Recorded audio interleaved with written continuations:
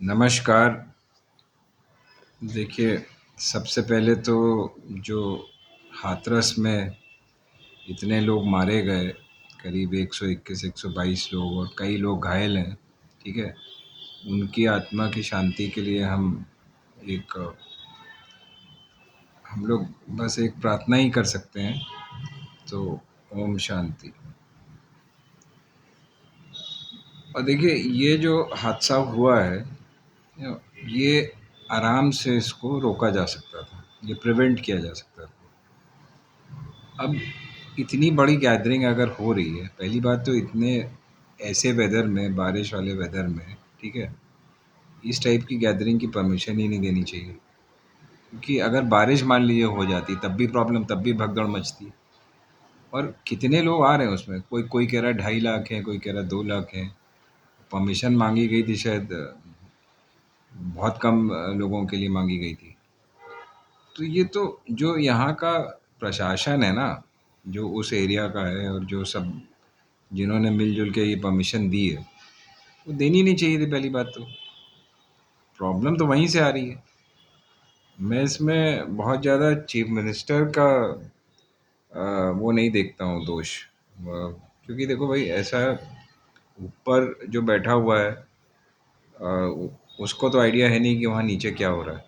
ये तो जो लोकल ऑफिशियल्स हैं और जो नीचे प्रशासन में है, उनको देखना चाहिए था ना, कि अगर आप इतना बड़ा वो अलाउ कर रहे हैं फंक्शन, सत्संग जो है, मतलब 2.5 लाख लोग अगर आप अलाउ कर रहे हैं या जो भी है, तो भैया आपको कम से कम वही, जैसे मैंने शुरू में भी कहा, कि वेदर देखना चाहिए।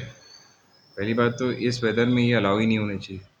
और इतने इतने लोगों के लिए वो जगह बनी है कि नहीं, आपके पास पर्याप्त वहाँ पे एम्बुलेंस वगैरह ये सब है कि नहीं, पुलिस बल है कि नहीं, बहुत सी चीज़ें हैं। तो ये सब देख के ही ये सब ऐसे सत्संग अलाउ करने चाहिए, ठीक है? तो जो हुआ बहुत दुखद हुआ। अब इसकी जांच होगी। अब क्या होगा क्या नहीं होगा, एफआईआर में भी सब ऊट पटांग लोगों का नाम है, छोटे छोटे जो हैं। मेरी समझ से तो देखिए, इस टाइप की हरकत में अब जो हो गया, अब देखिए उसके लिए तो कोई कुछ नहीं कर सकता। मगर आइंदा से ऐसा ना हो, तो इसके लिए एक सबक ज़रूर छोड़ना चाहिए। ये कहना कि ये साजिश थी, अगर कोई कह रहा है, तो साजिश किसकी हो सकती है? साजिश मैं तो समझ में नहीं आ रहा है। ये देखिए, वो निकला बाहर जो बाबा है, और लोग जो है पीछे दौड़े। कोई कह रहा है कि चरणों की धूल लेने के लिए दौड़े, कोई कुछ कह रहा है, कोई कुछ कह रहा है, कोई पैर छूने के लिए। अब वो गाड़ी में था तो पैर क्या छुएंगे? तो एक तरीके से देखिए, ये सब रोकना चाहिए था। ये इनके जो पुलिस वालों को भी और जो सेवादार वहाँ पे मौजूद थे, उनको भी ये सब रोकना चाहिए था कि लोगों को पीछे पीछे ना जाने दें। कुछ लोग कह रहे हैं, कुछ अनाउंसमेंट भी हुई कि आप चरणों की धूल ले लीजिए। कमाल है। अगर आप इस टाइप की अनाउंसमेंट कर रहे हैं, तो आप खुद ही जो है दावत दे रहे हैं इस टाइप की हरकत को। तो भैया, कुछ सोच समझ के ये जो मुझे तो सारा का सारा इसमें जो प्रॉब्लम नज़र आ रहा है, वो जो वहाँ पे जो आयोजक थे उनका नज़र आ रहा है। और जो वहाँ पे प्रशासन और पुलिस वाले थे, उनका उनका उनको समझ ही नहीं आई कि इसको टैकल कैसे करना है। तो जो भी है, बहुत दुखद, बहुत ही दुर्भाग्यपूर्ण। और 1:40 पे मैं एक मीडिया में देख रहा था कि वो निकल गया था बाबा। तो ये दोपहर की घटना है, ठीक है? उसके बाद जो है ये, उसी के तुरंत बाद ही लोग दौड़े ना उसके, जब जब वो निकल रहा था। ऐसा तो है नहीं कि वो 2 घंटे बाद दौड़े।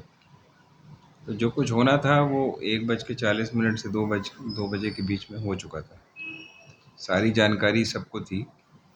वहाँ पार्लियामेंट भी चलता रहा बहुत आराम से, भाषण भी चलता रहा।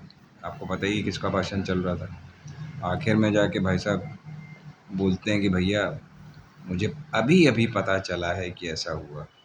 देखिए, तो आप क्या क्या कहेंगे? ऐसे ऐसे ऐसी ऐसे ऐसे कंडक्ट को आप क्या कहेंगे?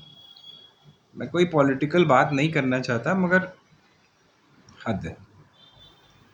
और आज भी देखिए, भाषण चालू है इतना कुछ हादसा होने के बाद भी। तो जो भी है भगवान मतलब सद्बुद्धि दे ऐसे लोगों को, और जो प्रशासन और पुलिस वाले हैं वहाँ पे उनको भी भगवान जो है आगे से आइंदा से कुछ ऐसी गलती ना करें, उसके लिए सोच समझ दे। जय हिंद, जय भारत।